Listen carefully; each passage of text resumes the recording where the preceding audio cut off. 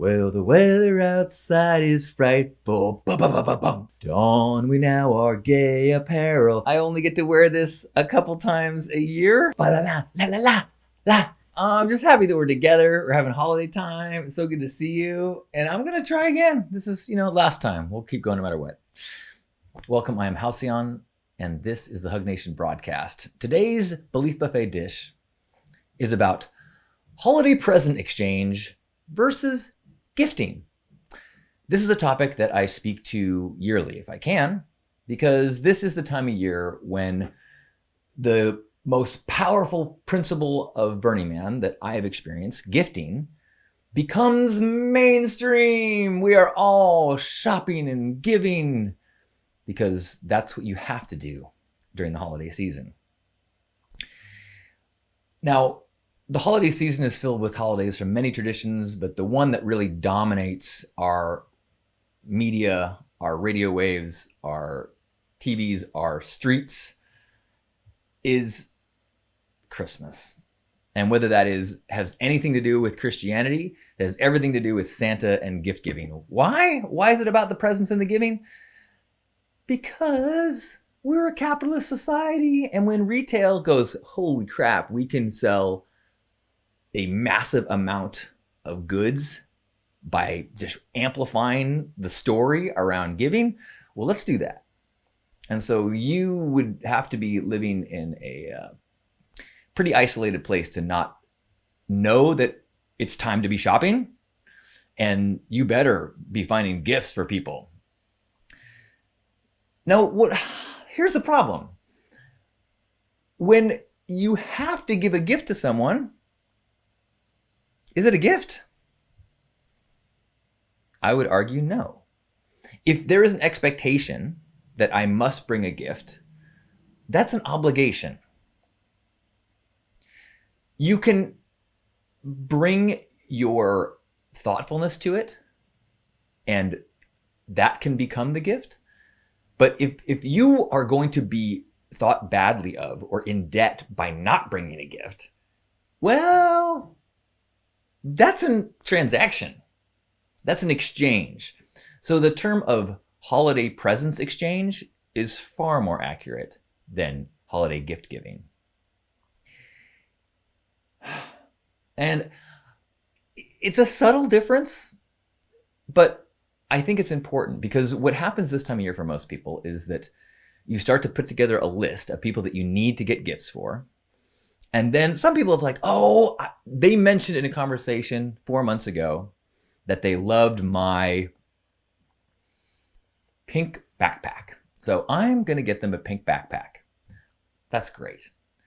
But sometimes you get someone on a list and you're like, we have the ability to one click order anything that we like on the internet.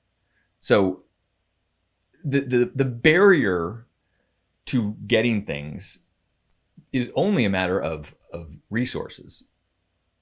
So if you have the means to give, laptops to your friends or cars to your family, that's awesome. That is fantastic. But otherwise, you're probably trying to find something that they want, and then they tell you it, and then you get it for them. So if somebody gives you a list, they give you an Amazon list. Here's the things I want. And then you go, what can I afford on this list? Click and send it to them. That's transactional. That is like the way that corporations work together with their spreadsheets and their packing lists and stuff. Oh, they need one of these? Okay, we'll send them one of those. It doesn't have to be that ugly, but it often is. When we have this pressure, you got to get it, you got to get it, you got to get it. You're robbed of the joy of gifting. The joy of gifting is when you find an opportunity to make someone's life or day or moment better, and then gift them. Whether that is your time, your attention, an item, advice, a hug. Although gifting hugs at the time of this recording is potentially a felony, so do not take that advice. See, that advice is a gift. It gets complicated, I get it. So if you find an opportunity to elevate someone's life, they are at baseline, you add +1 to them, you see them happy, That makes you happy. Plus one, plus one. If you're both coming to a party and you both owe each other a gift, plus one, minus one, minus one, boop, zero. The ledger is zero. So if you're trying to get yourself out of debt or make yourself so that you don't get shunned or in trouble, we're not really in a gifting situation. We're in presence exchange.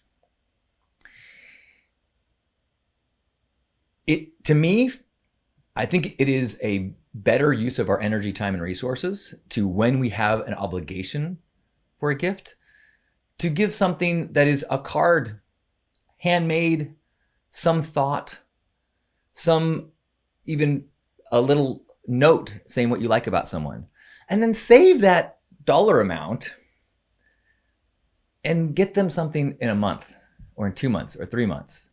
When you notice, oh, I know how I can make this person's day, moment, life better. Because then you blow their mind. Then you wake them up, as opposed to just filling the expectation. It feels like this has gotten worse and worse. And I think one of the things that makes it really uncomfortable now, one is the Amazon thing and the online ordering and the exchanging of just kind of like, here's the things I want, click it off and get it for me. I think that's a little different with baby showers, because this person's saying, I am in need of all these things. And you go, I want to help you with this. I want to give you resources to help your need. And so you just go, what are the type of diapers that you're looking for? That's not an obligation that in the same way of a I have to get you something for this. It's more of like, I want to help you. Let me know how I can help you. Another way that it gets really less than magical is with gift cards. And I know that, gift cards potentially are like an expression or an evolution beyond coupons. And I'm a huge fan of coupons. Give someone a coupon for a back rub. Give someone a coupon for a back rub or a hour of your time or a date or an experience, a visit to a museum, an hour cleaning out a garage space that they are just overwhelmed by. I'm giving a year of tech support to my parents, which I give them every year. But you know what? There's not that many things that they need that I feel like feels good to give them. And I definitely do not want to fall into the trap of trying to find something that is going to be landfill or storage or wasteful, that's creating excess plastic and landfills. It's just, it's easy to fall into that. Go through a store and go, what can I get for Susie? What can I get for Susie? This I'll get for Susie. And Susie goes, oh, yay, cool. This is great. We fulfilled our obligation. And then go, maybe I can regift this, or maybe I can, find someone who this is their color. Like, oh. But the problem with gift cards is that all it really does in a gift exchange or a presence exchange is say, I understand that I have an obligation, and this is fulfilling my obligation.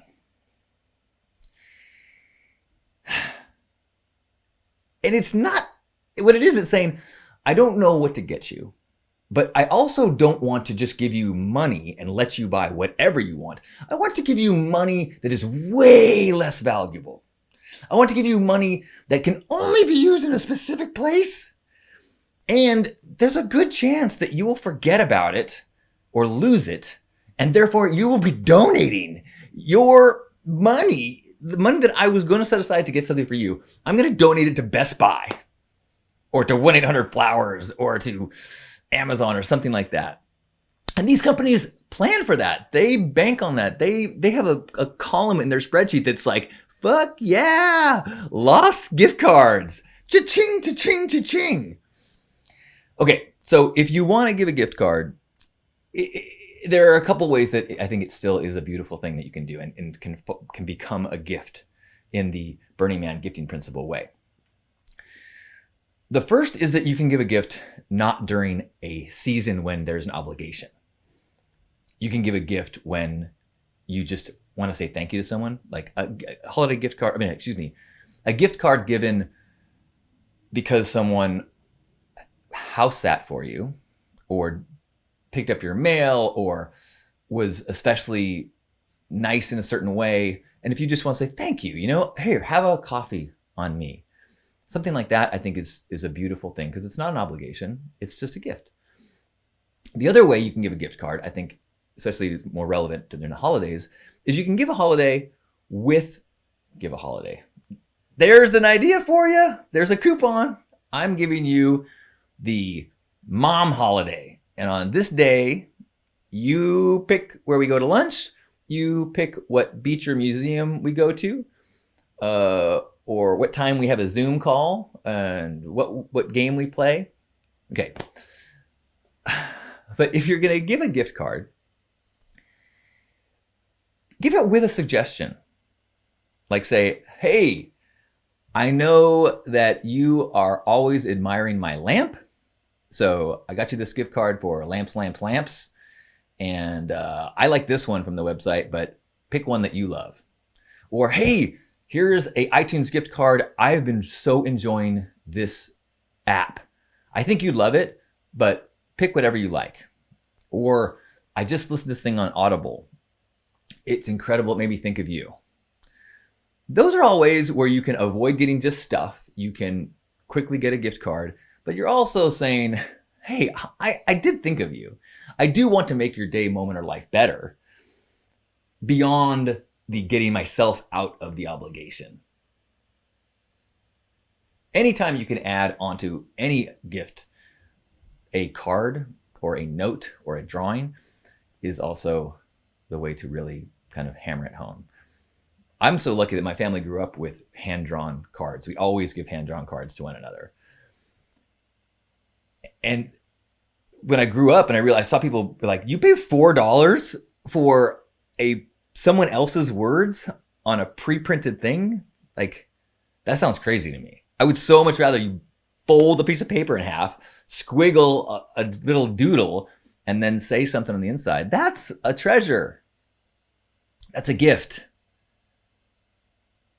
So the key here is, okay, am I seeking out a way to fulfill my obligation and equal out and balance out the ledger? Or am I seeking out a way to make this person's day, moment, life better?